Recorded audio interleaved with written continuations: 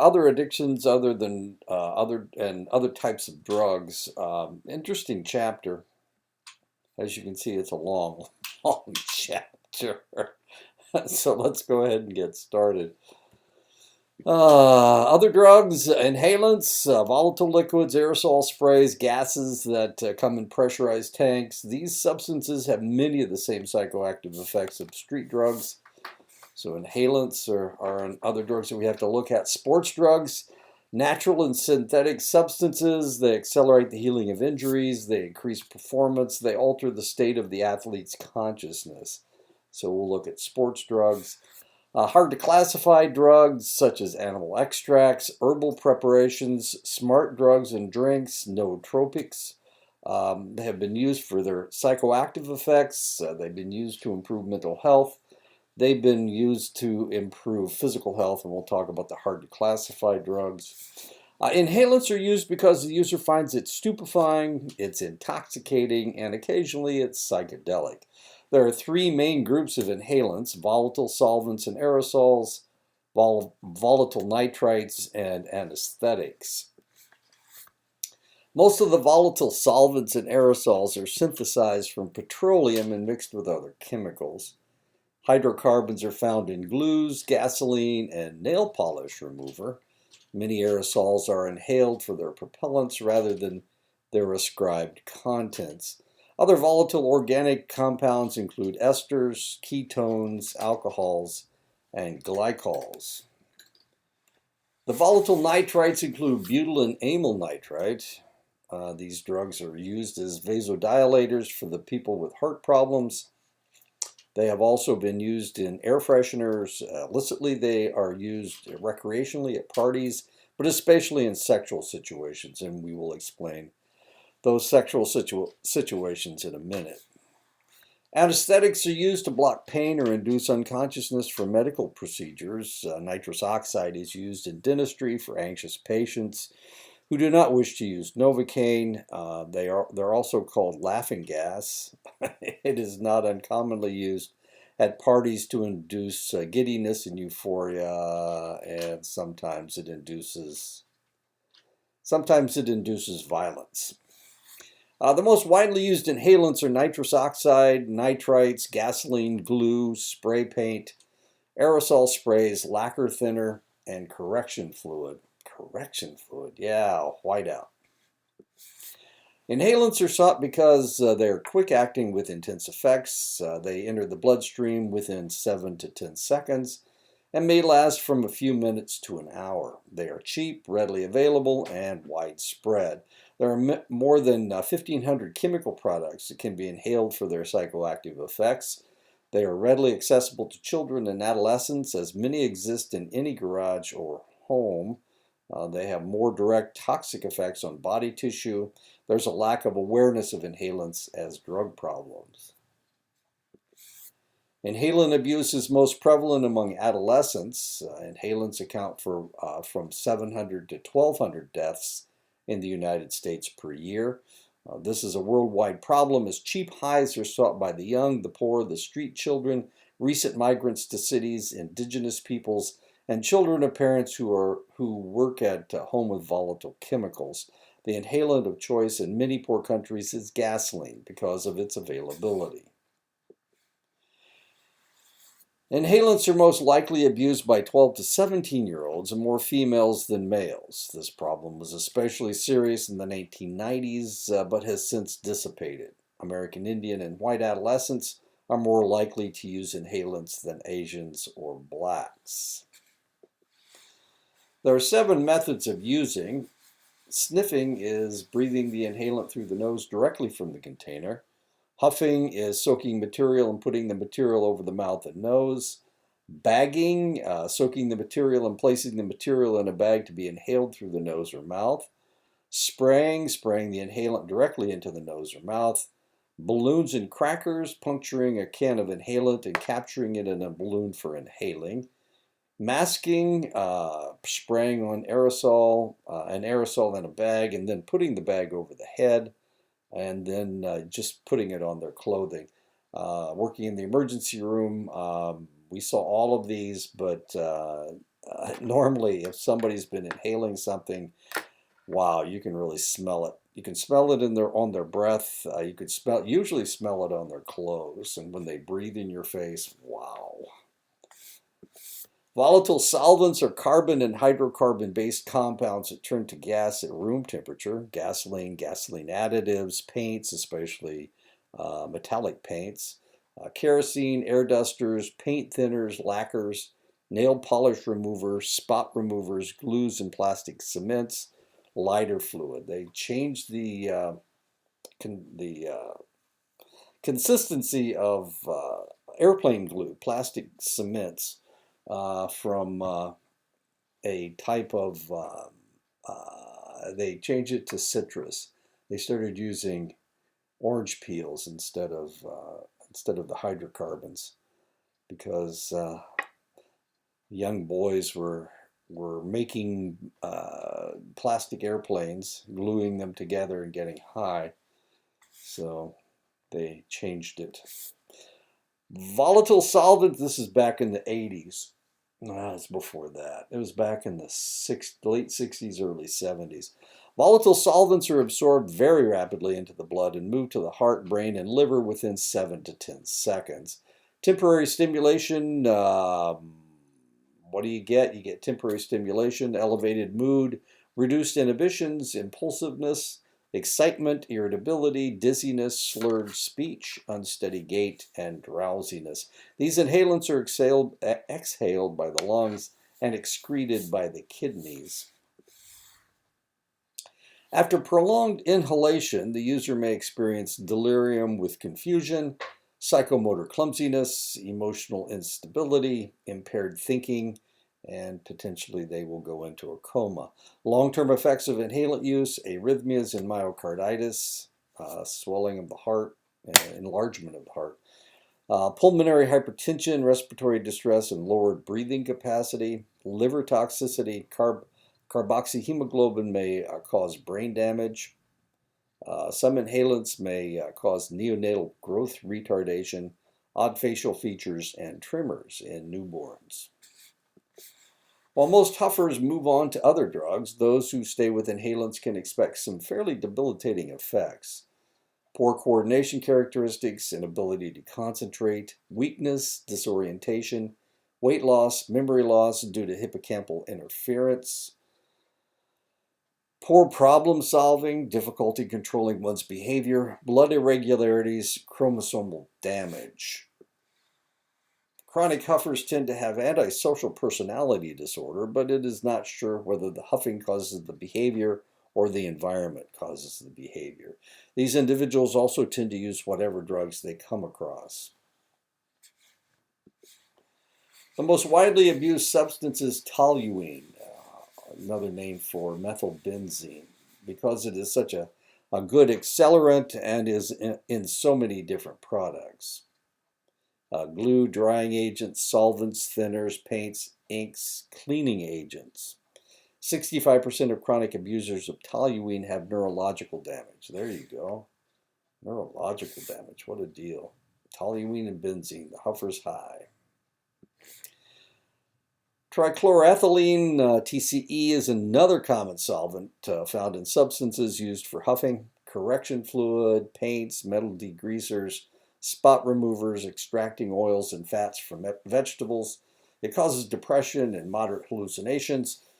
If used heavily, it can cause neuropathy.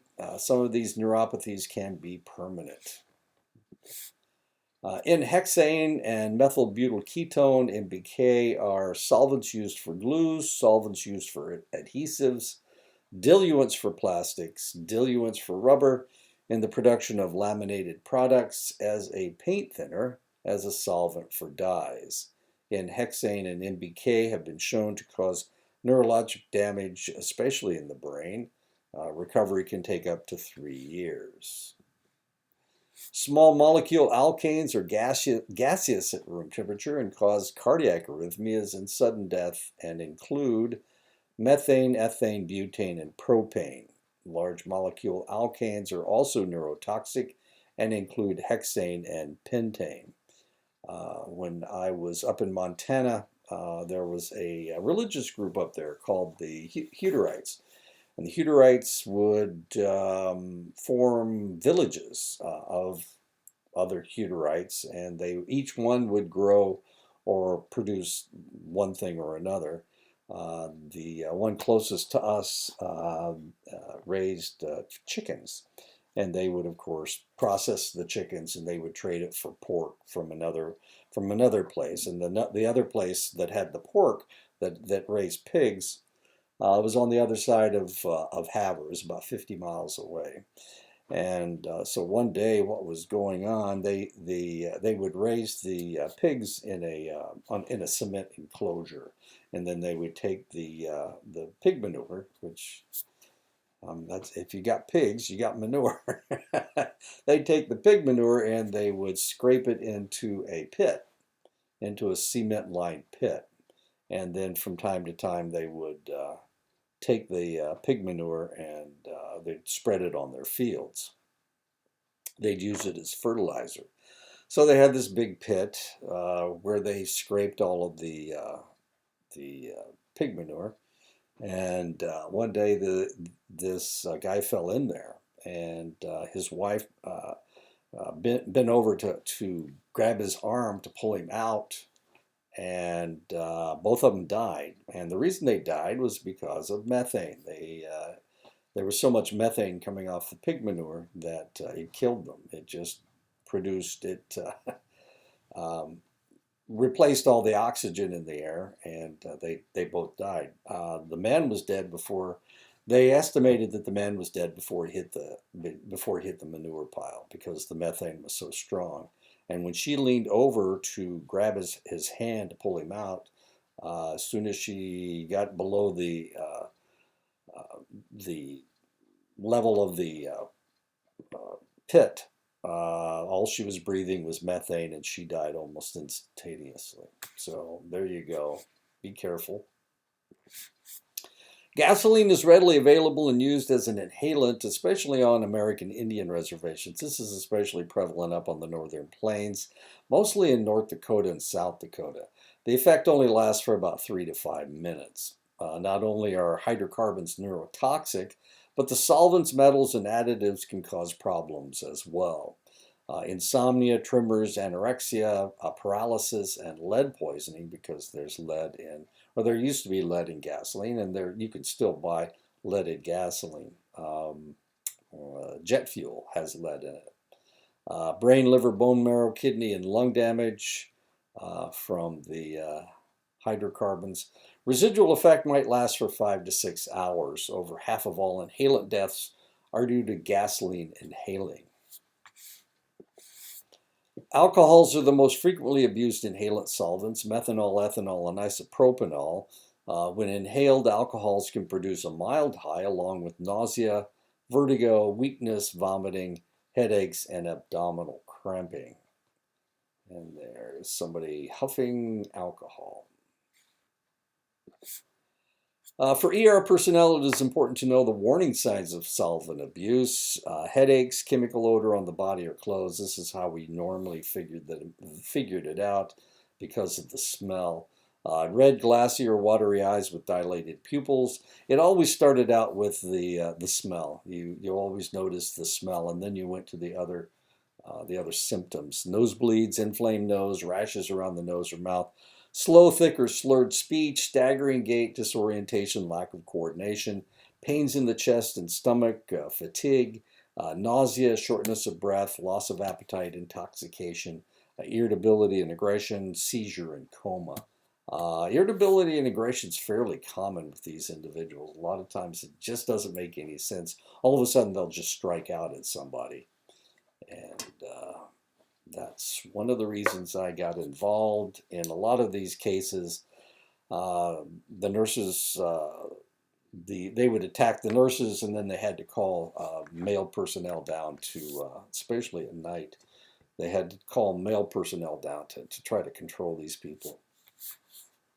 And since I was a male and I was in the lab, I was one of the individuals that they called. Nitrates have been used as medicines, especially heart stimulators, for angina. Angina just means chest pain, since the 19th century. Alkyl nitrite, isomyl nitrite, butyl nitrite, isobutyl nitrite, isopropyl nitrite, and cyclohexyl nitrite. These are all just uh, chemical structures. Nitrates dilate blood vessels so that the organs can receive more blood. This is usually done for the heart during angina attacks or with cyanide poisoning, usually angina attacks.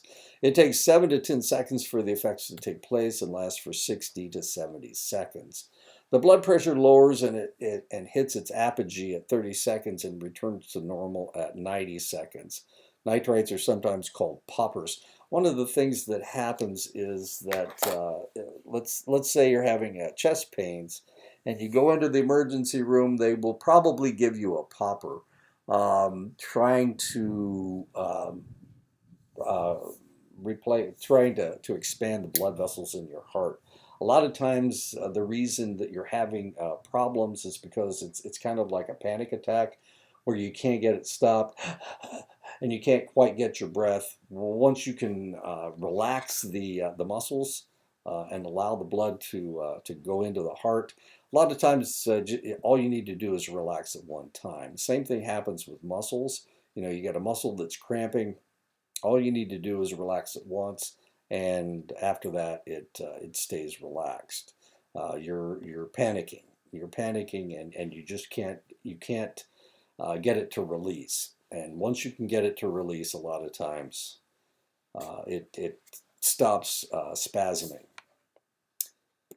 Nitrates cause a feeling of fullness in the head, a rush, a mild euphoria, causes dizziness and a little bit of giddiness.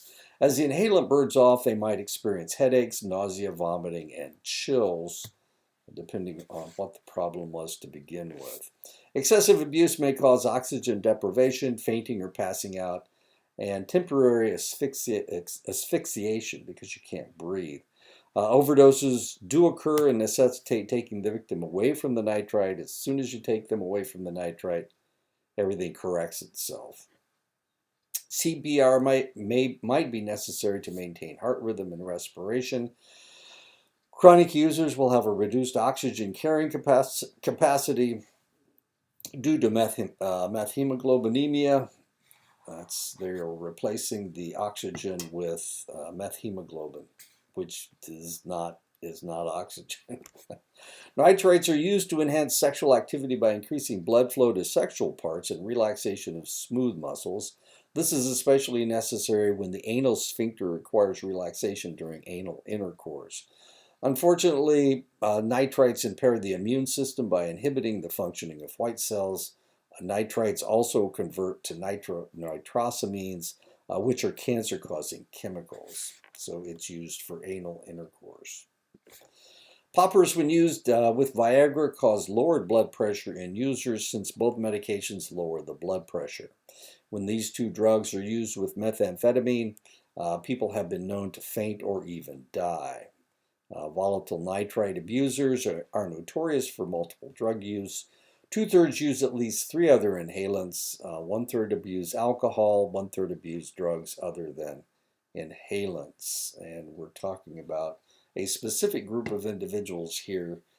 This is not something that we see every day. It's a certain group. It's very common in the gay community.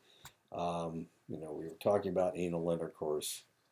Of course, that's not the only people. They aren't the only people having anal intercourse, but this makes it a little bit more. It's a lot more common in that community. Anesthetics are used to slow the central nervous system and stop pain from reaching the brain. Anesthetics also cause euphoric effects when abused.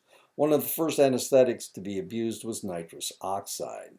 Recently, nitrous oxide has been abused along with ecstasy to accelerate the rush and to enhance the effects. Nitrous oxide is sold in small plastic canisters to be used in cooking. To whip up, this is how you whip your cream. Nitrous oxide's effects include dizziness, giddiness, and disorientation.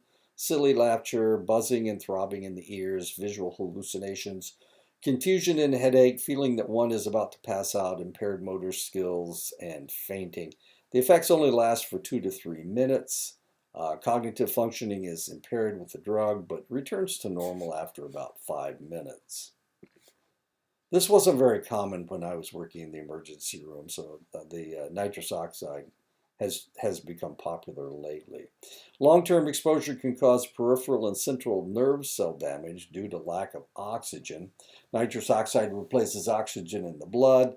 Long-term exposure will lead to loss of balance, loss of dexterity, overall weakness, numbness in the arms and legs, cardiac arrhythmias, asphyxia, seizures, and death. Halothane is rarely used in the West. It is widely used in third world countries because it is inexpensive and works very rapidly. This anesthetic is used primarily in veterinary procedures. It is most frequently abused by hospital personnel. Inhalants cause less physical and psychological dependence than other depressants. Inhalants cause cognitive impairments that hinder comprehension and recovery. Inhalants will sometimes cause a cross tolerance to other depressants, especially alcohol, if used chronically. Inhalants are seen as low class among the drug using community. 3 categories of drugs are used in sports. Therapeutic drugs used for specific medical problems and administered through proper medical supervision, things like analgesics, painkillers, muscle relaxants, anti-inflammatories, and asthma medication. Ergogenic drugs, performance-enhancing drugs, such as steroids, human growth hormone, blood doping, and stimulants, and recreational and mood-altering drugs. Athletes use drugs because they perceive drugs as a quick way to put on pounds and muscle, to increase stamina, to get up for a game, to relieve pain, to keep up with other athletes who use drugs. Analgesics and anesthetics are used to deaden pain and include both topical, the alcohols ethanol and methanol, procaine and lidocaine, oral, aspirin, ibuprofen, acetaminophen, hydrocodone, Vicodin, meperidine, also known as Demerol, morphine, codeine, and propoxyphene, also known as Darvon. The biggest problem with analgesics and anesthetics is that they take away the pain without repairing the damage. And since they take away the pain, you don't know if you're injuring yourself even further. Muscle relaxants are drugs that depress the neural activity within skeletal muscles and are used to treat muscle strains, ligament strains, and muscle spasms, tremors, and shaking. Soma and Vandadam, methocarbamol, Robaxin, benzodiazepines such as diazepam, also known as Valium, clonazepam, also known as Klonopin, and diazepoxide, which is also known as Librium. And the two biggies when I was working in medicine was Valium and Librium. These were the two drugs that we gave to women who were worried about their husbands over in Vietnam. We gave them Valium and Librium, and they seemed to relax the idea of their husbands not coming home. Anti-inflammatory drugs lessen pain as well as control inflammation. These drugs come in 2 classes: non-steroidal anti-inflammatory drugs, or NSAIDs. That's aspirin, ibuprofen, Indocin, butazolidine. That was something fairly new, or I've never heard of it, so it wasn't being used when I was in medicine. Clinorol and Celebrex was brand new when I left medicine. Corticosteroids such as prednisone and cortisone. Both types of anti-inflammatories have their problems. NSAIDs, aspirin, and ibuprofen cause ulcers and kidney problems. Celebrex is only recommended for arthritis and may cause heart and gastrointestinal problems. Corticosteroids can cause water retention, bone thinning, muscle and tendon weakness, delayed skin healing, vertigo, headaches, glaucoma, psychosis at high doses. Whoa, that really worked.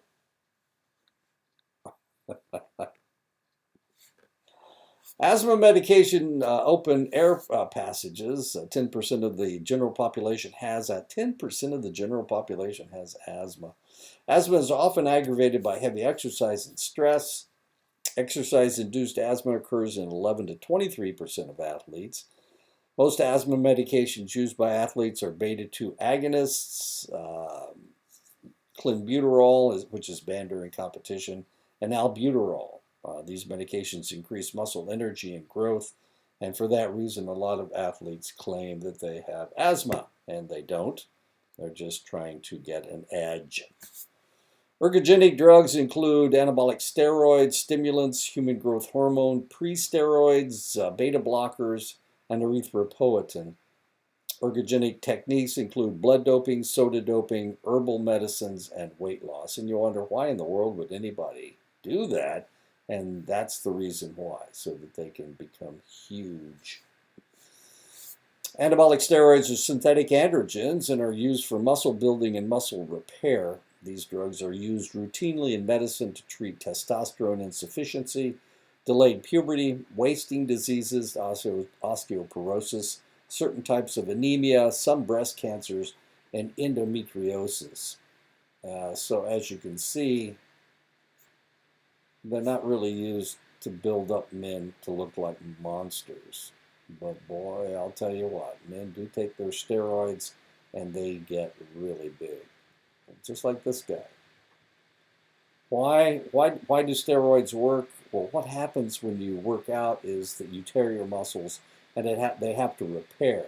So the reason steroids work is because they repair the muscles very quickly. So you can lift every day, and if you lift every day, then you get really big, like this guy. When athletes take steroids, they experience increased body weight, lean muscle mass, muscular strength, stamina, aggressiveness, and confidence, and they get pretty damn big. Athletes taking anabolic steroids will take 20 to 200 times the prescribed daily dosage. Remember, there's a reason for taking steroids, and most of them have to do with problems. And of course, if you are taking steroids to get bigger, then you get bigger. And that's what's happening here. Anabolic steroid users will use the drug in from 4 to 18-week cycles. This is done to give the body a chance to recover from the drug use or to escape detection of use. Cycling steroids usually involves using more than one kind of drug. 82% of cyclers cycle 3 or more different steroids at a time. 30% use 7 or more steroids. Immediate effects of steroid use is increased muscle mass and improved muscle tone. Having muscles that are too large and strong for the bone and tendon structure may cause an overstressing of the muscle. You can have ruptured tendons and damaged ligaments, and this is usually how they find out that people have been using steroids, because they tear muscle away from bone. And if that happens, of course, it has to be surgically repaired. We saw this in baseball back in the 90s into the early 2000s. We were seeing a lot of people tearing muscle away from bone. Users often complain of feeling bloated because of water retention. Anabolic steroids suppress the natural production of testosterone. This is really important because anabolic steroids stop your testicles from making testosterone, which means that those guys have, because they're taking steroids, they're not making any testosterone anymore. Now that may seem, well, what's the big deal? The big deal is that now they can't have sex. Testosterone is what tells you to have sex. And you've got a choice. You can either look like that or you can get to have sex. So the probability that these guys are having any sexual intercourse is not that high. Okay, so what are we doing? 82% of cyclers cycle 3 or more different steroids at a time, and they just do this to get big. They just want to look good. But of course, it's not to seduce women because they can't. 30% use 7 or more steroids. This is really kind of strange. And of course, the acne is a problem. Anabolic steroids suppress the natural production of testosterone. They get enlarged breasts.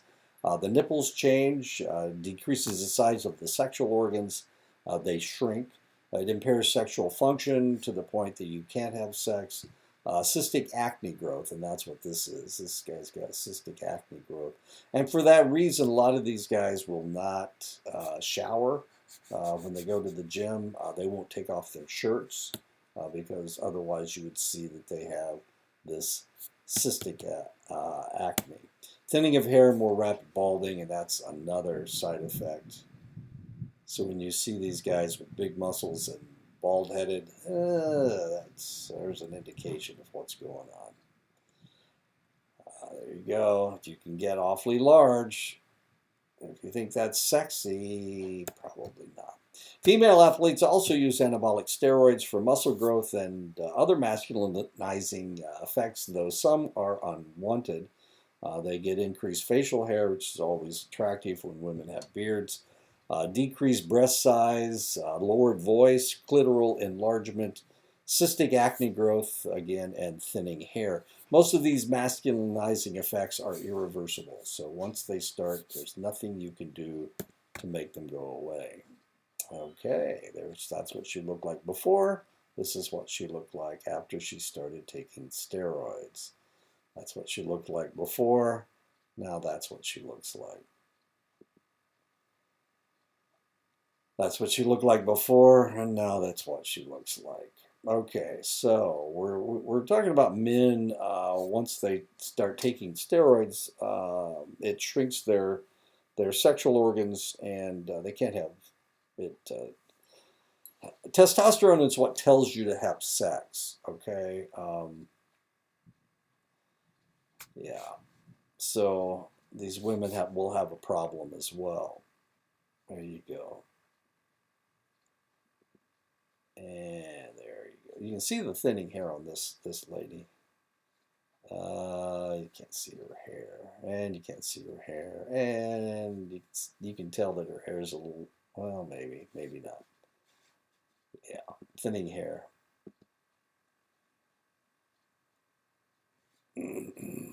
Oh, I don't like myself this way. I want to look this way. Wow, crazy. Anyway. Anabolic steroids increase the cholesterol of the user, especially the bad cholesterol, the LDL. At the same time, steroids lower the good cholesterol or the HDL. So these people tend to have medical problems. A lot of them die of kidney problems or liver problems or heart problems caused by the steroids. Steroid users have an uncommon amount of cardiovascular problems, hypertension, thrombosis. Thrombosis is blood clotting, and cardiomyopathy. Their hearts have a problem. Because steroids encourage cell growth, they may equally encourage cancer cell growth, and brain tumors are not uncommon among this group. Anabolic steroids do have an impact on the user's mental state at first, supporting more aggressive and confident behavior. As use continues, confidence swings to aggressiveness, to emotional instability, to rage, to hypomania, to depression, to psychotic symptoms, to paranoia. This emotional cycling is known as roid rage and is more pronounced in individuals who have anger issues before they start using steroids.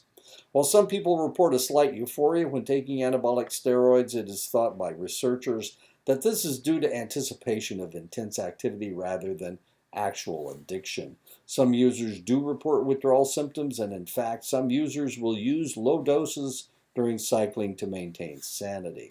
There is some animal studies evidence that steroid use is addictive. Stimulants are taken by athletes to make them more alert, to make them feel more confident, and to make them stronger. Much of the increase in the inability when taking amphetamines is increased focus and aggressiveness. Heavy usage can lead to blood pressure problems, exhaustion, and malnutrition. Caffeine is a mild stimulant used by some athletes. At low doses, it increases your wakefulness, mental alertness, slightly increases your endurance, muscle contraction, digestive disturbances, urine output causing dehydration. Ephedra, or also known as mahuang, and ephedrine are mild stimulants used by some athletes.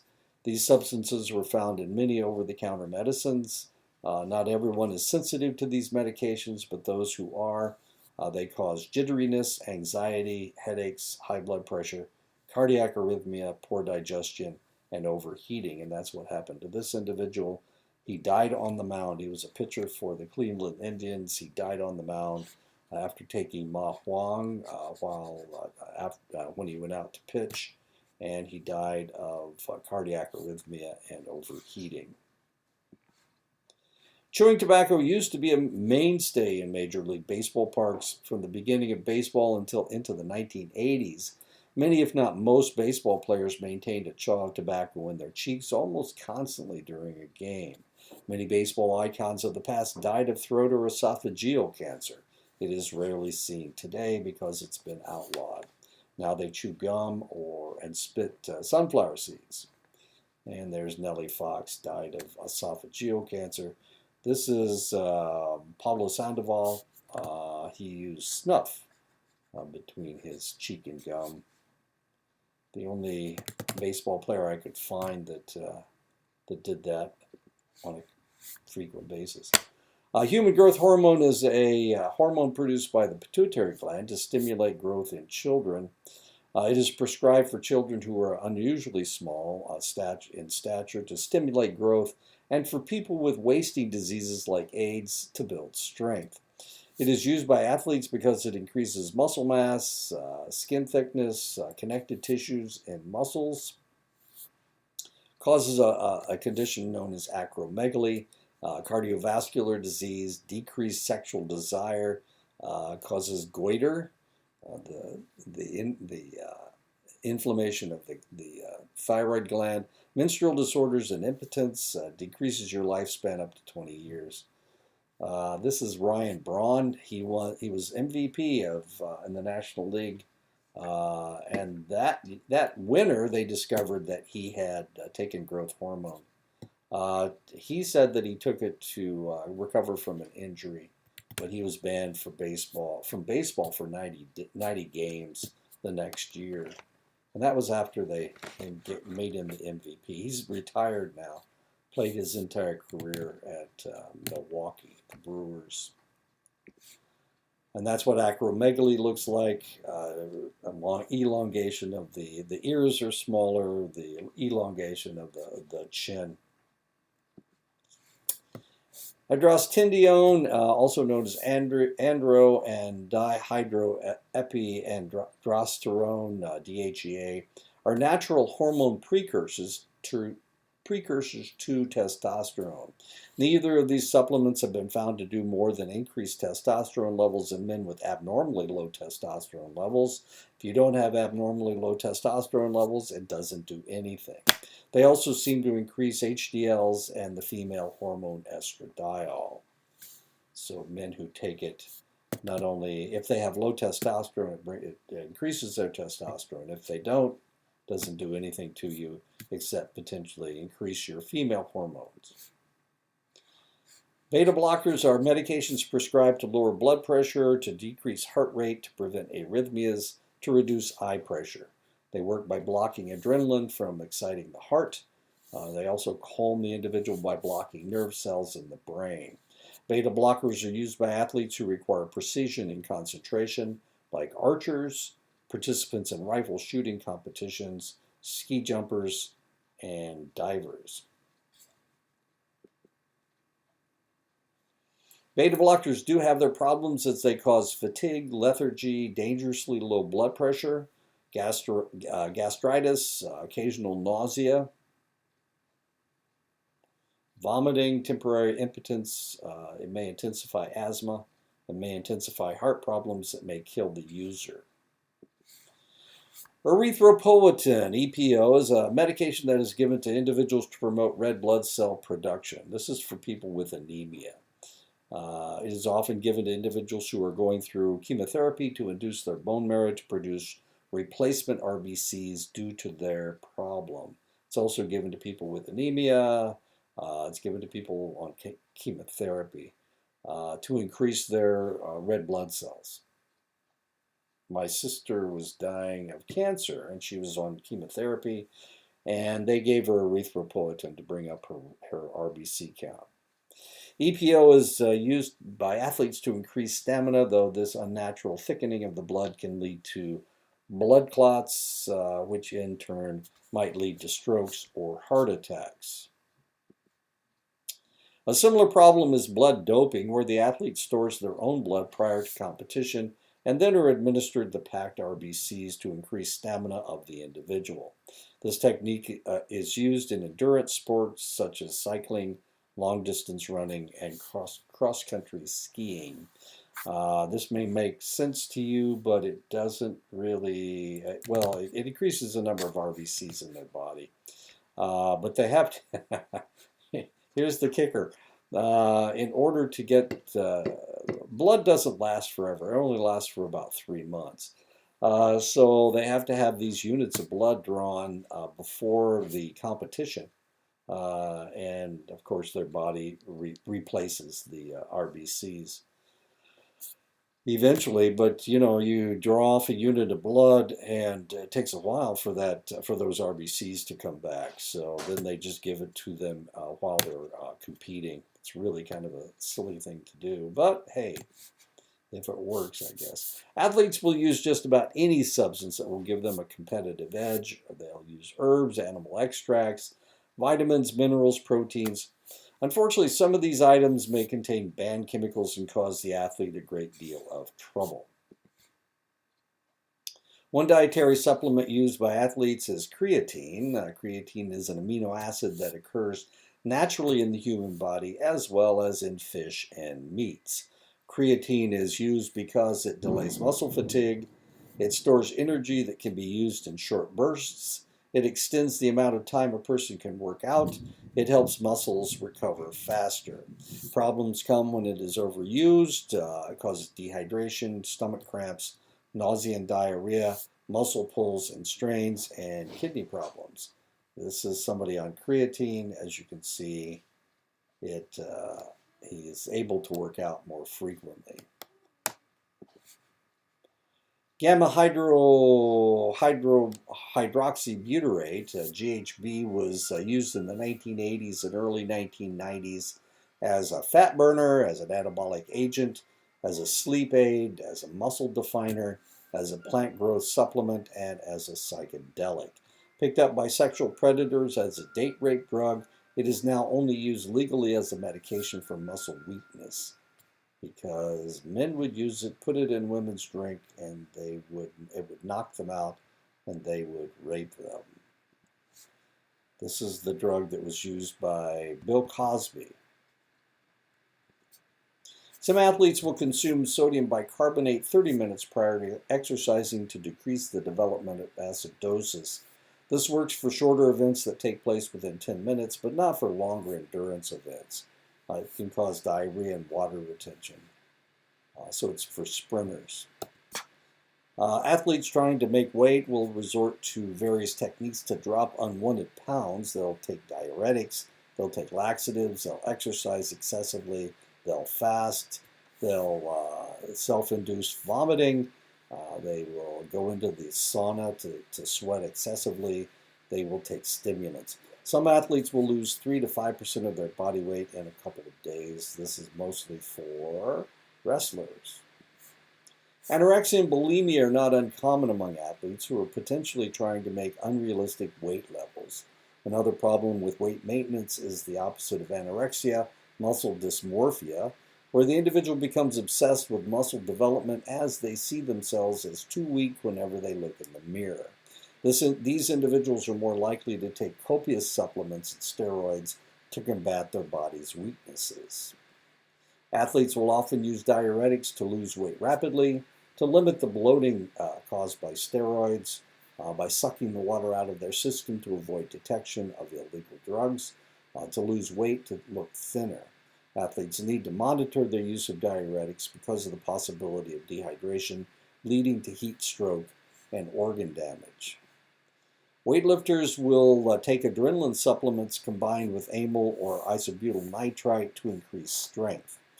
It unfortunately can cause dizziness, rapid heartbeat, and hypertension. Bee pollen is sometimes taken as a supplement, a way of boosting energy levels, digestion, and reduce stress. Studies do not support any benefits of bee pollen. Some athletes will take calcium pangamate as a supplement. This chemical combination is sometimes referred to as vitamin B15 and panjamic acid. It is reputed to keep muscle tissue better oxygenated, though there is no scientific research to back up the claim. This substance is known as a carcinogen, so probably not the best idea to take it. Cyproheptadine periactin is reputed to be a steroid-like bodybuilder and has been used to increase body weight and muscle strength. This drug is an antihistamine. It acts as a serotonin and histamine antagonist and increases muscle mass and strength by making the individual hungry. It actually merely increases the user's appetite and has the added side effect of decreased performance, sweating, and sedation. And since it's an antagonist to serotonin, it makes you unhappy. Darbepoetin aranesp is a medication developed to treat chronic anemia. Just like erythropoietin, the drug increases RBCs and thus the oxygen carrying capacity of the athlete's blood. Human chorionic gonadotropin is a substance produced by fetuses to protect themselves from their mother's immune system. HCG, along with clomiphene and tamoxifen, is taken by steroid users to restart their own body's testosterone production. This is a really serious problem.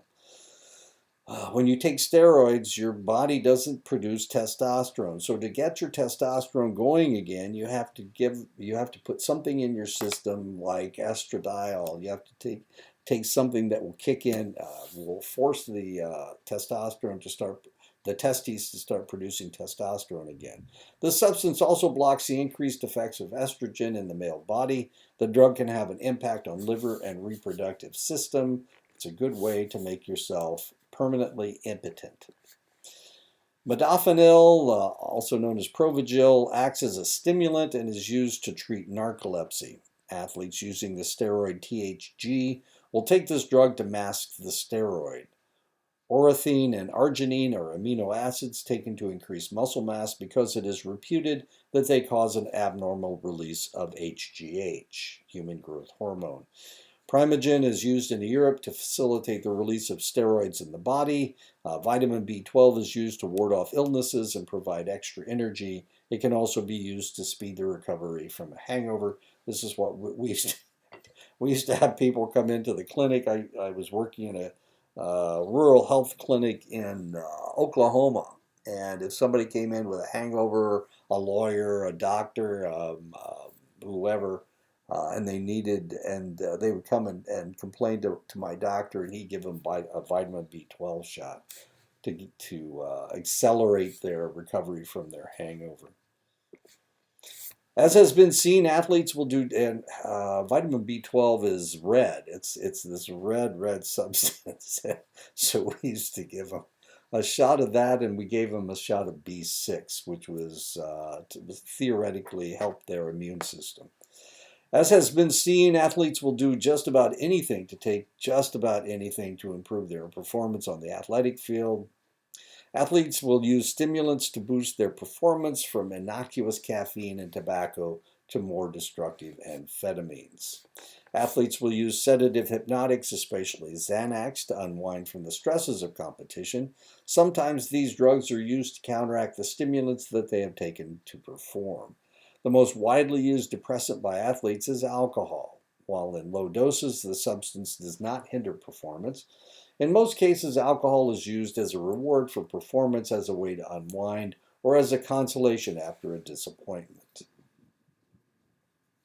Marijuana is contraindicated for performance, though when used in the right mood might actually improve performance.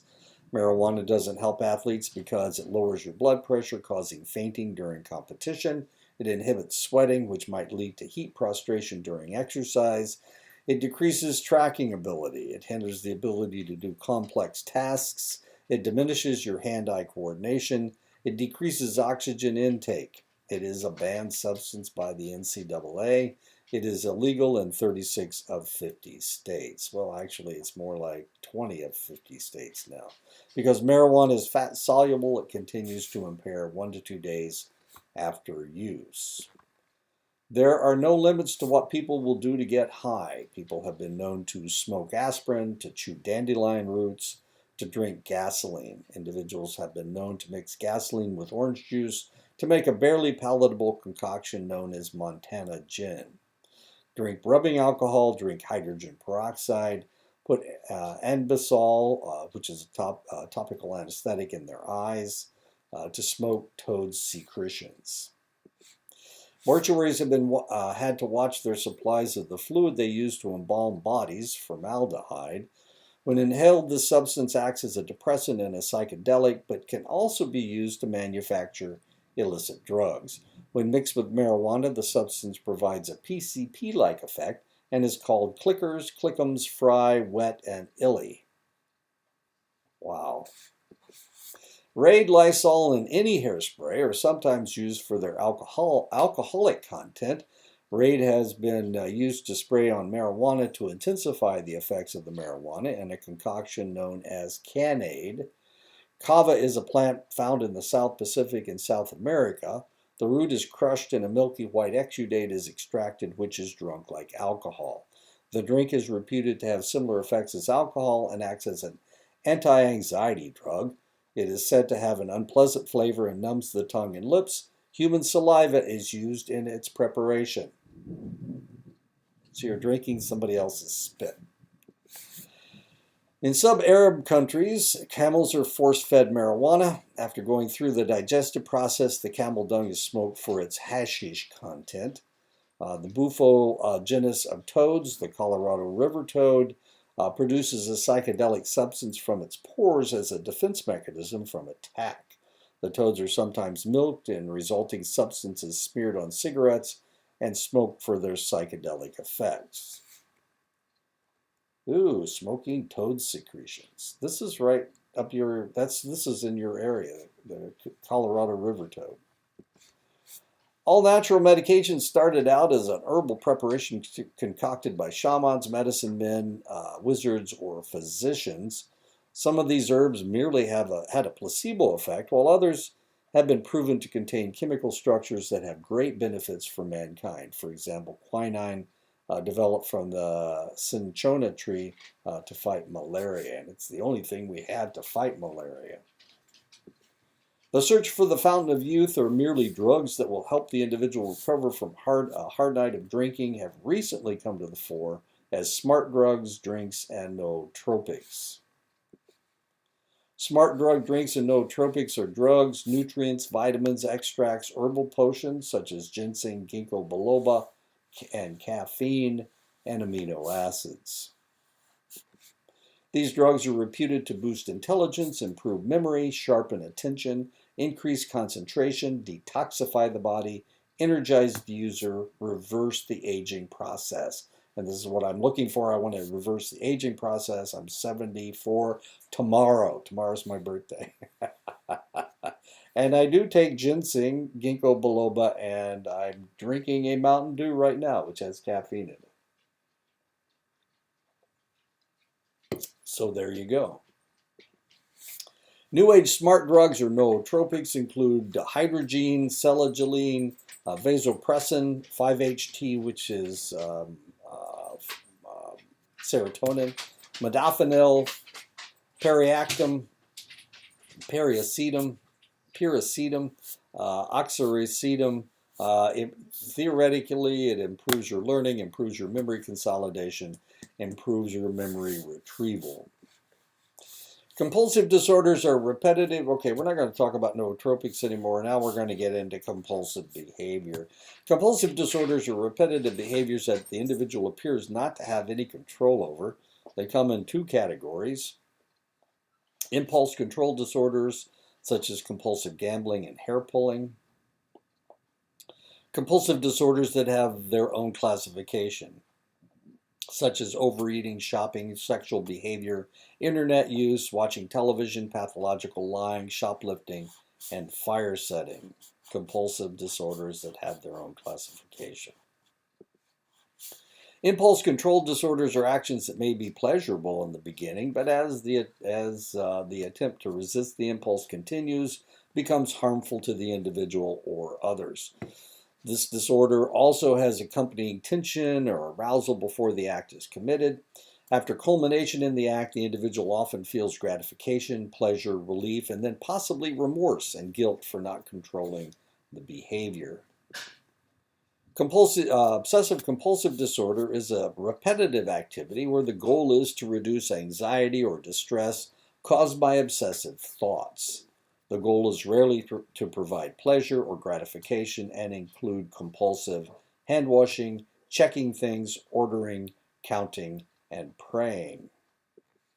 Compulsive behaviors are engaged in for the same reason people compulsively use addictive drugs: the instant rush, to forget their problems, to control anxiety, to oblige friends, to self medicate. These individuals are trying to alter their mood and change their state of consciousness. MRIs show that the same area of the brain are activated when compulsive behavior is done as when the drug use is anticipated or done. Drug users and compulsive gamblers, the similarity between the two: drug users are compulsive about their drug use, gamblers are compulsive about gambling. Um, Drug users develop a tolerance for their drug. Gambling increase the bet amount when the gambling compulsively, that's tolerance. Drug users have withdrawal symptoms after abstinence. Gamblers become restless when not gambling. Drug users continue to use despite adverse consequences. Compulsive gamblers continue gambling until they have used all their money. It's a form of abuse. Drug users are in denial about their usage. Compulsive gamblers think they control their gambling and refuse to see the consequences. They're in denial, of course.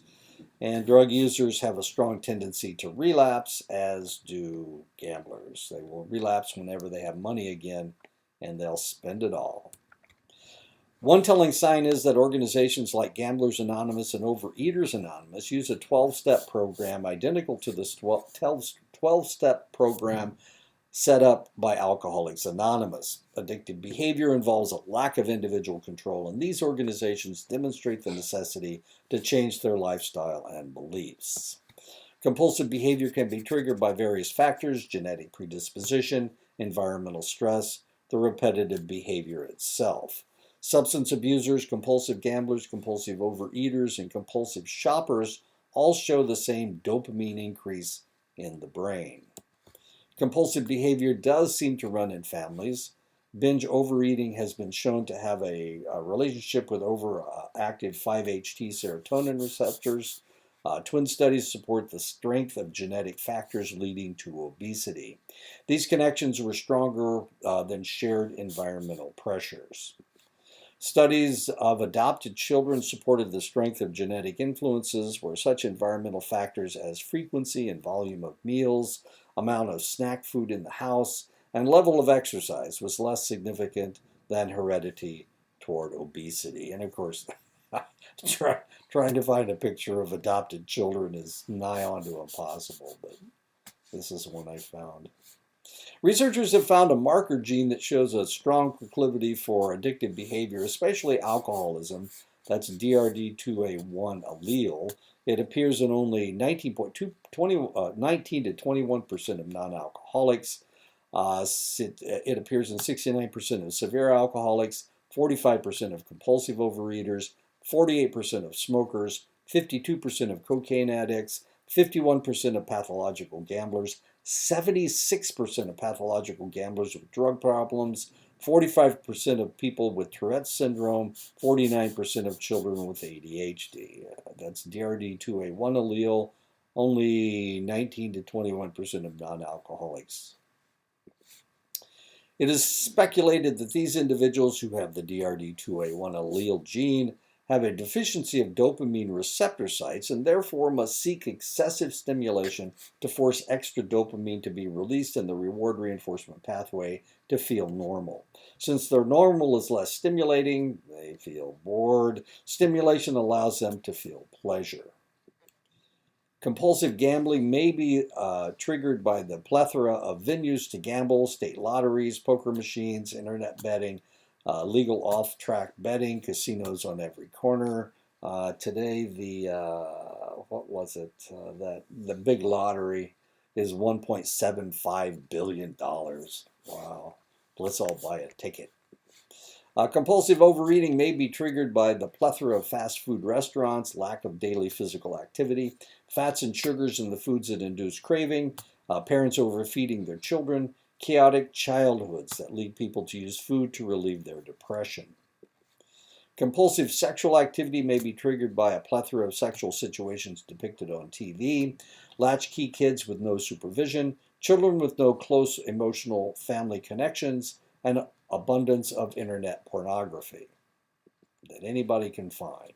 Compulsive internet use may be triggered by expanding networks of games, massive multiplayer online role-playing games. Dedicated gamers will play online for an average of 8 hours a day, expanding networks of online gambling, expanding networks of chat rooms. Compulsive shopping may be triggered by the ease of getting credit and materialistic view of life. It isn't who you are, but what you have. The barrage of advertisements on TV, catalogs, 24-hour home shopping networks, internet shopping, internet auction sites. My poor wife gets just tons and tons of catalogs because she ordered something once upon a time. Now she gets this huge stack of catalogs. Now the reality is my wife's not a compulsive shopper, but and if they send these out to 100 people, if they get one person and that person is a compulsive shopper, they will spend all their money buying things, and that it's worth it to them to send all these catalogs out just to hit that one person. It has been observed that there is a history of emotional, physical, and sexual abuse in the lives of many of the individuals who suffer from compulsive behaviors. Engaging in behavior can lead to compulsive behavior, a big payday when gambling. Eater takes in excess sugars and fats and changes the body's chemistry. Now they eat to be happy. Being able to buy something that the individual wants makes them shop with the anticipation that they will find another coveted item. I just bought something from a place called Temu, T-E-M-U, and by golly, they are just burying me in emails, giving me these special deals, 90% off your next purchase, all kinds of stuff. Well, I bought what I wanted, and I don't want anything else that they have on their line, but they just keep giving me all this stuff. Special deal for you because you've supported us. Being able to buy something that the individual, participation in ritualized masturbation, compulsive viewing of pornography, or participation in other compulsive sexual behavior will make the individual avoid normal sexual behavior or emotional relationships. And that's one of the fears of the future, that men will stop having sex with women because there is so much pornography that they can see. They can hire virtual girlfriends for $9.99 a month, and they never have to worry about being rejected again. Compulsive gambling has skyrocketed in the last decade, with poker tournaments being shown on television and online gambling available. Last year, gambling revenues in the United States topped $75 billion. Last year, gambling revenues worldwide topped $125 billion. Gamblers Anonymous defines gambling as any betting or wagering for self or others, whether for money or not, no matter how slight or insignificant, whether the outcome is uncertain or depends upon chance or skill, constitutes gambling. As far as gambling, casino-style gambling, poker, blackjack, craps, roulette, slot machines, video poker machines, horse and dog racing, high-lie, bingo and raffles, state-run lotteries and keno, sports betting, both legal and illegal, Super Bowl office pools and betting on golf, schoolyard games, lag pennies and flip coins, bar games, liar's dice, stock speculation such as day trading, commodities and options, and internet gambling. Gambling has been around since the dawn of man. Gambling bones have been found in human habitation sites that date back 40,000 years. This was not on an old world phenomenon. Mayan digs have found gambling implements that closely resemble the dice and bones of other civilizations. Along with gambling has come attempts at prohibition. India prohibited gambling in 1000 BC. During the Roman Empire, it was only for the aristocracy. Louis IX of France banned it in 1255. Henry VIII of England banned gambling during the Victorian era in the United States, and that's one of the reasons why there was no gambling in the United States until they opened Atlantic City in the 1980s. Gambling came to the United States with the British, but the corruption and the addiction behavior made the practice unpalatable and it was banned. While it was banned in the East, as people moved across the Mississippi River, gambling was popular in the Wild West. Infected by the same corruption and Victorian morality, by 1910 it again was gone. Gambling didn't return until the 1970s. Since then, Atlantic City and Las Vegas have become gambling meccas, and Indian casinos have changed gambling attitudes, bringing in more money than the cities combined. That's the Indian casinos. 48 states have some form of gambling. The only two states that don't have gambling are Utah and Hawaii, and both of those are strong Mormon centers, strong Mormon states. Compulsive gambling, like any other addiction, comes in two forms. Problem gambling, gambling behavior that causes problems in an individual's life, either psychological, physical, sociological, or vocational. And pathological gambling, gambling behavior that is persistent and continual and significantly disrupts all aspects of an individual's life. The real difference between problem and pathological gamblers is often time and money. Problem gamblers can't afford to spend as much time and don't have the money to gamble as they want. They average losses of about $3,000 per year. The pathological gambler spends far more time gambling and averages losses of $11,000 a year. The average debt for women entering Gamblers Anonymous is $60,000.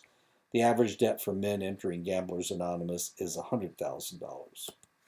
Studies show that the problem and pathological gamblers lose 10 to 20 times as much as non-problem gamblers. In a study in Connecticut, 47% of the casino patrons were problem or pathological gamblers, even though they only comprised 5% of the population of people coming into the casino. In Minnesota in 1993, it was discovered that 2% of the population generated 63% of the state gambling revenues. Harvard Medical School studies estimated that 125 million people in the United States gamble. 2,200,000 of these individuals are pathological gamblers.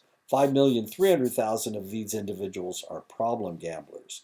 This didn't take into account the 1,100,000 adolescent pathological gamblers. Male compulsive gamblers outnumber female compulsive gamblers by 2 to 3 times. This may be changing with the increase of casinos and slot machines, as women are more likely to use gambling to escape depression, trauma, and relationship problems. Pathological gamblers tend to have other addictions. 25 to 63% of pathological gamblers have other behavioral or substance addictions. One study found that 73% of pathological gamblers had alcohol problems. The same study found that 38% of pathological gamblers had a drug problem, 60% smoked, 50% had mood disorders, 41% had anxiety disorders, 60% had personality disorders. The group that has seen the greatest rise of gambling is among older adults. One survey of residential and assisted care facilities found that 16% went to casinos at least once a month. This behavior is exacerbated by casino-sponsored trips and day trips, which were found in 2/3 of the facilities. College students gamble at a higher percentage than any other group. 42% gamble, 26% gamble weekly or more frequently. Heavy college gamblers were more likely to be smokers, heavy drinkers, and or heavy marijuana users. These individuals averaged lower grades and more frequent absences. Different types of gamblers. There's recreational social gamblers who are able to separate gambling from the rest of their lives. For professional gamblers, their main source of income is gambling, and because of this, they are able to and willing to take losses in their business. Antisocial gamblers may steal to gamble and have no conscience about thievery and corruption that they represent. There are two subtypes of pathological and problem gamblers. Action-seeking gamblers are frenetic, excited, and are always seeking to escape. Escape-seeking gamblers are drawn to gambling machines and are often responsible people with good jobs, but they begin gambling to escape from their emotions or just to escape boredom. The symptoms of persistent recurrent pathological gambling: preoccupation with gambling, reliving past gambling experiences, planning future gambling. I had a student when I was teaching up in Montana. She told me she never lost. She never lost in gambling. And she told me this in the middle of class, and I'm going, oh, that's really amazing. And she said, yeah, it's my birthday, and I'm going to get $100, and I'm going to go out and watch. I'll win money. And I talked to her the next day, and she said, I won $700.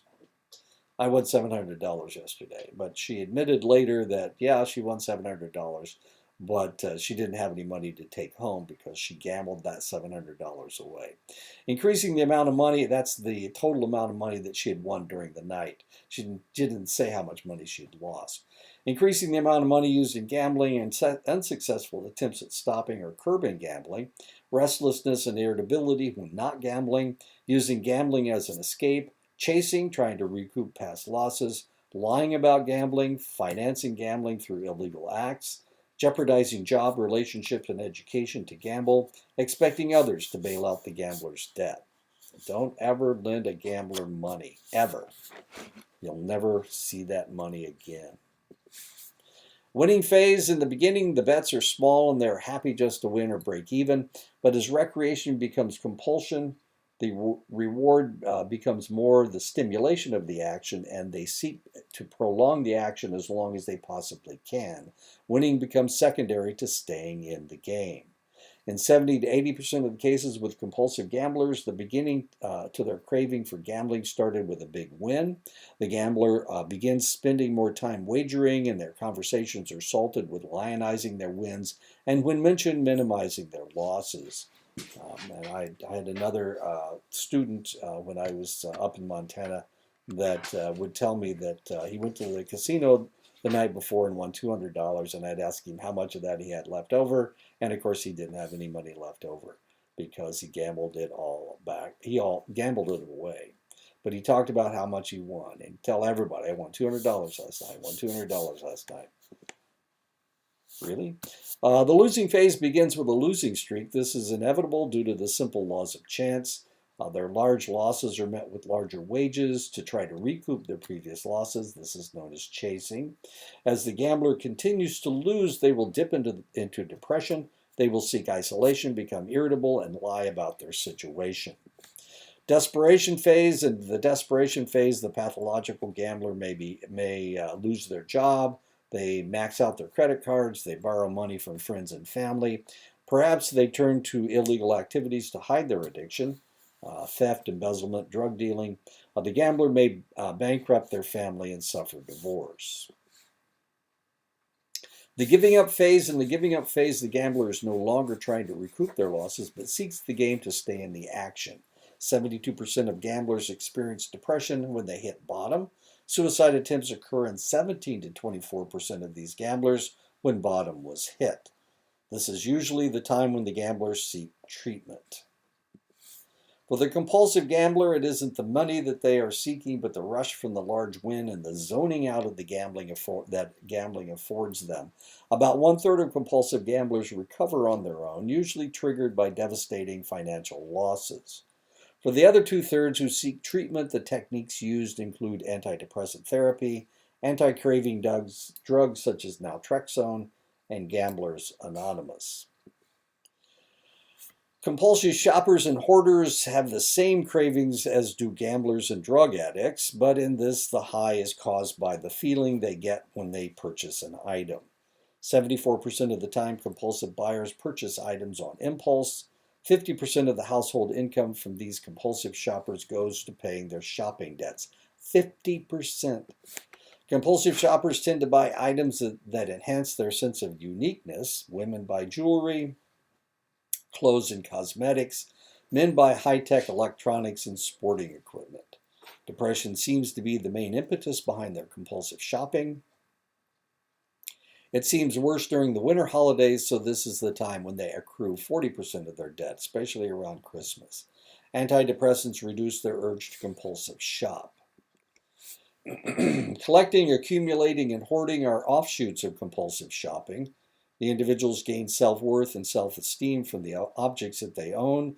These collectors and hoarders may buy valuable items, contemporary fads, or accumulate valueless items. There are cases of people who are unable to throw newspapers and magazines away. People will also hoard animals, cats, dogs, and birds. When we were up in Montana, the semi was trying to cross from Canada into the United States over one of the border crossings in Montana, and they opened up the back of the semi trailer, and it was stacked up with dogs. They had dogs. They were all collies. They all looked alike. It was really kind of bizarre. These people were hoarders, and they were hoarders of collie dogs. And of course, the judge took all the dogs away, and they adopted them all out to people in Montana, to anybody that wanted a collie. The weirdest thing you ever saw. They had over 115 collies in there, along with a couple other dogs.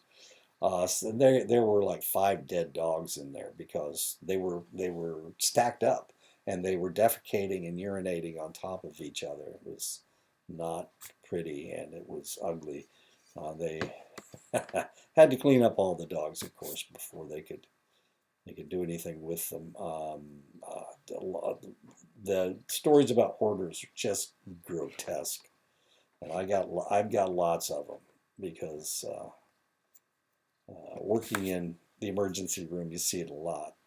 In 1980, 15% of the adult population in the United States were considered obese. By 2005, 33% of the adult U.S. population were considered obese. Tragically, only 33% of the adult population are of normal weight. The average height of the United States female is 5'4", with a weight of 164 pounds. The average model in the United States is 5'9", with a weight of 110 pounds. So models do not look anything like the average woman. That's what the average woman should look like. She's 5'4" and weighs 164. That is a model, very slender. This is a thigh gap. This is something that women are trying to have, I guess. There we go. Just think, oh, look at the thigh gap in this lady. This is what a normal woman looks like. 5'4", 164 pounds. This is what a model looks like. There we go. 2 more. Ouch. There are 3 eating disorders: anorexia nervosa, which is a body image distortion and an addiction to losing weight. Bulimia nervosa is eating excessive amounts of food and then controlling weight by purging, vomiting, fasting, or excessive exercise. And binge eating disorder, eating excessive amounts of food with no attempt at weight control, and that's what he's doing. Compulsive eaters feel powerless when dealing with food. These individuals tend to be obsessed with food. They use food to escape undesirable feelings, boredom, depression, secretive behavior, guilt, denial, continued overeating behavior despite the harm that they are doing to themselves. Eating disorders seem to be a combination of genetic, neurochemical, psychological development, and sociocultural factors. 9.3% of the U.S. adult population is diabetic. That's 19,300,000 people. 26% of the U.S. adult population are at risk for diabetes. That's about 54 million people. 15.5% of American Indian adults has diabetes. 10% of African American adults has diabetes. 6.5% of Mexican American adults has diabetes. 5.6% of white adults has diabetes. It is not uncommon for someone with an eating disorder to have a co-occurring disorder as well.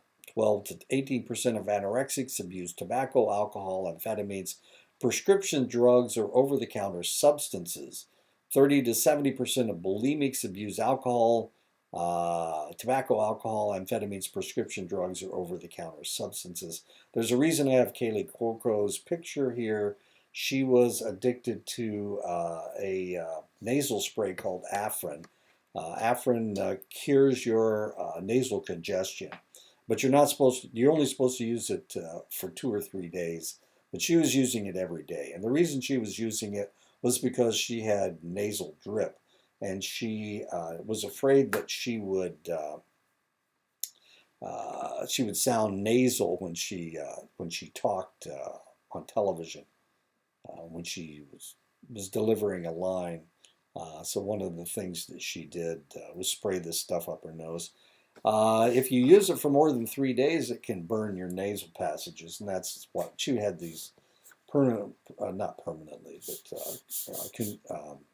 continually burned nasal passages. So she had to get off Afrin in order to be more normal. Most eating disorders begin during adolescence, and they tend to be chronic and affect women more than men. 3% of women suffer from one of the 3 eating disorders. In high school, 33% of girls and 16% of boys show symptoms of one of the eating disorders. And this is Snooki from Jersey Shores. This is what she looked like when she was in high school. And as you can see, she was anorexic. This is what she looked like later, and then she decided, after she had her baby, she decided to go on a diet, and she became anorexic again. I haven't seen pictures of her lately, but I'm hoping that she is over her anorexia. Personally, I find this far more attractive than this, but I'm not Snooki, so none of my business. One of the frightening statistics dealing with anorexia is the age of onset that has dropped from 13 years to 9 years. 3rd grade girls are starting to diet and starve themselves to look thin. Anorexics seem to have a fear of gaining weight. These individuals tend to have a tendency to perfectionism and a low self-esteem. Death rates for anorexics range from 4 to 20%. And there's that thigh gap again. She puts her knees together and there's a gap between her thighs. Bulimia nervosa is a disorder characterized by binge eating and the obsessively ridding oneself of the food that has been eating. And they can do this through vomiting, laxatives, diuretics, or excessive exercise. Bulimia actually means ox hunger, as in hungry enough to eat an ox. When binging, these individuals eat as if they were famished to the point of uncomfortably distending their stomachs. These individuals are notorious for eating and purging in secret. A bulimic will often have secret stashes of forbidden food stashed away throughout their house that they can eat in private and purge quickly. Much of the cause of bulimia in particular, and eating disorders in general, stems from perceptions of acceptable appearance for females on television. When television was introduced to Fiji, 3% of the women on the island vomited to stay slender. 3 years later, the percentage of vomiters had gone up 500% to 15%. Fashion models maintain a body weight 13 to 19% below that of women that they are modeling the clothes for. And there's a very slender, tall, slender lady right there. While binging and purging may occur millions of times a week around the United States, it is not without its negative effects. Dental complications, greater possibility of alcohol abuse, greater possibility of drug abuse, high rate of depression, greater risk of suicide, stomach acid burns to the esophagus and throat. loss of tooth enamel, heart problems such as arrhythmias, menstrual problems, and electrolyte imbalances. Binge eating disorders has become an international problem. For the first time in the history of humanity, there are as many people in the world who are overweight as those who are underweight. In the United States, where obesity is defined as more than 30 pounds over one's ideal weight, obesity has increased from 15% in 1980 to 33% in 2005. And this is a lady that was a binge eater, and this is her after she has recovered. Certainly looks happier. Binge eating disorder affects 4.6% of the population at large. Binge eating is eating until the individual is uncomfortably full. People tend to be eating in response to emotional states rather than to true hunger. These individuals tend to have frequent episodes of eating large quantities of food, feeling a lack of control where food is concerned, eating rapidly and swallowing food without chewing, eating despite being uncomfortably full, eating when not feeling hungry, eating away from others so that they won't see your volume of intake, feeling disgusted because of the lack of control of food, having a preference for high carbohydrates and foods with high fat content, also known as junk food. Binge and compulsive eaters do not seem to know how to pace themselves, eating rapidly and in massive amounts until they feel painfully uncomfortable. Such eating may be done to control anxiety. Food seems to have a calming and sedating effect on some people. Adolescents who eat when they are depressed are twice as likely to suffer from obesity or bulimia. They're also twice as likely to suffer from anorexia. Compulsive overeaters are more likely to suffer from high blood pressure, high cholesterol, circulatory problems, heart disease, type 2 diabetes. Remember, there's 15 million Americans who have type 2 diabetes. Sleep apnea, gallbladder disease, gout, arthritis, 15 to 60% greater risk of cancer, exhibit high rates of depression, become distressed and develop a negative body image, allow their self-esteem to suffer badly. Sexual addiction is marked by sexual behavior that the individual has little control over and little choice. This type of behavior might be practiced by young or old, gay or straight, and male or female. The addiction not only includes sexual contact with another individual, but arousal through masturbation, viewing pornography, serial affairs, phone sex, visits to topless bars, visits to strip shows. Sometimes sexual addiction can involve illegal activities such as prostitution, sexual harassment, sexual abuse, exhibitionism, child molestation, rape, and incest. By 2007, there were over 4 million pornographic sites on the internet. 40 million Americans visit these sites regularly. 70% of the visits are during work hours. 10% of the people surfing the porno sites are addicted to online pornography and spend up to 8 hours a day viewing sexual material. Worldwide, the pornography industry clears $57 billion a year. In the United States, the pornographic industry clears $12 billion a year. Much of the pornography is filmed and photographed in San Fernando Valley outside of Los Angeles. My son used to live there, and his next door neighbor was a producer of pornographic films. It was a lady. Weird. 3 to 6% of U.S. population are sex addicts. 80% of sex addicts are, of course, male. Sexual addiction usually starts in the teen years and then peaks between ages 20 to 40, after which it slowly declines because of a loss of testosterone. Sexual addicts seem to suffer from other addictions in conjunction with their sexual problems. The DSM-5 identifies several paraphilias: exhibitionism, fetishism, Freudism, which is a desire to rub against people, pedophilia, which is a desire to have sex with underage people, sexual masochism, wanting to hurt other people, sexual sadism. No, sexual masochism is wanting to be hurt. Sexual sadism is wanting to hurt other people. Transvestic fetishism, where you want to dress like the opposite sex. That's not doesn't have anything to do with transgenderism and voyeurism, where that's what's going on here. He's watching her undress, and that's voyeurism.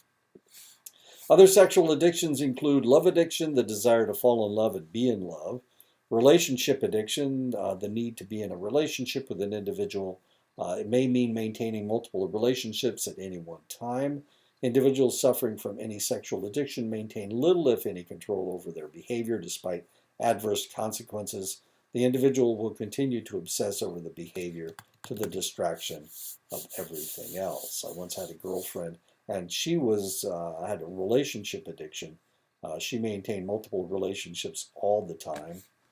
I didn't realize it. Well, I did realize. I knew that she was married and that she was pursuing me. But then once she left, she was still in that marriage, and she was pursuing somebody else. So it was fairly obvious what was going on. Compulsive sexual behavior is repeated because of the release of the pleasure-inducing neurotransmitters dopamine, enkephalin, and endorphin. Tolerance to these neurotransmitters leads to a need for the addict to spend more and more time in their sexual activity to gain the same mental benefits. This can damage their careers, their relationships, their self-image, and their peace of mind. The sexual addiction becomes a driving force in the addict's life. Part of the drive for the addict may be the risk that they are taking to achieve their target behavior. Usually, the addict will culminate in the behavior through orgasm, though in some cases it may involve exposure or fondling. The trigger behavior is often followed by remorse, guilt, fear of discovery, of course, resolution to stop the behavior. The sexual behavior is often pursued with a sense of desperation, self-loathing, despair, and low self-image. Internet addicts seem to have no control over their need to log on. While the internet didn't really begin until 1993, today 4.5 billion people worldwide out of 7 billion are connected to the internet. I think we've gone up to 8 billion. 15 to 20% of the 1 billion have high-speed connections. In Canada and the United States, 90% of the population are connected to the internet. The three main uses of the internet are gaming, seeking erotic material, and gambling. The internet is anonymous and expensive, controlled by the user. It's validating, rewarding, convenient, and it's escapist. Symptoms of internet addiction include logging on at every chance at home or work. Non-addicts log on an average of 8 hours a week. Addicts may log on 40 plus hours a week, obsessing about the internet, feeling irritable and anxious when not online. Time online increases to make the individual feel they have had enough. Losing track of time when online, neglecting responsibilities to be online, allowing relationships to deteriorate with spouses, co-workers, family, and friends, posting more messages and downloading more and more data, eating in front of the monitor, checking email frequently, more than once a day. Actually, that's very now we can check our email on our phone, and it's almost continuous. Some internet addicts seek oblivion, wanting to zone out, while others seek frequent or constant interaction. Physical symptoms of internet overuse include blurred vision, chronic lack of sleep, twitching mouse fingers, relationship problems. The list of internet addictions includes cybersexual addiction, computer relationship addiction, internet compulsions, information addiction, and computer games addiction. And of course, I teach all of this in my Psych 321 class. What is it? It's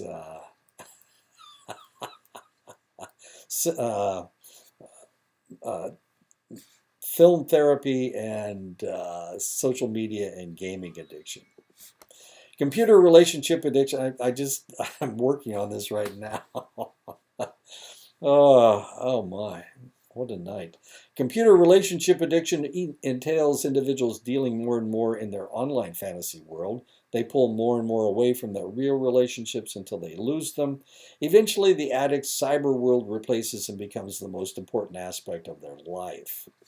For online gamers, the game might start offline, and then as they improve, they need the competition of the online games. Like any other online addiction, gamers lose track of time while they are playing.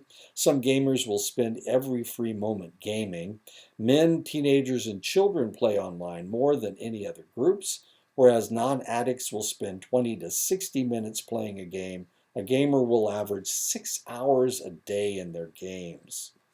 For the last 60 years, the most frightening non-substance addiction was television addiction. TV addicts may easily spend 6 to 8 hours a day watching. 60% of American homes contain 3 or more televisions. In many American homes, the television is on longer than their lights. The benchmarks for TV addiction: compulsive use, making the individual a couch potato, using television to change one's mood as a sedative or an antidepressant, craving the use of televisions, loss of control, continued use despite adverse consequences, development of tolerance. The average adolescent watches TV for 1,500 hours a year as compared to 900 hours they spend at school. The shows that an addict watches skews how they see reality and leads them to make poor decisions. Since television shows dysfunction as normal, adolescents have a hard time accepting their own culture as real. Commercials for fast food may lead to compulsive fatty food consumption. News focus on negative events leads the individual to skew towards seeing the world as an especially dangerous place. A study in New Zealand showed that the more the child watched television between ages 5 and 15, the less likely they were to graduate from high school or go to college. There are over 260 million cell phone users in the United States. There are over 6 billion cell phone users around the world. Calling and texting takes up a large part of a teenager's day to the exclusion of studying or engaging in face-to-face relationships. And that is the end, finally, of the chapter. I'll talk to you next week. I don't think we have next week off. Anyway, chapter 7 is done.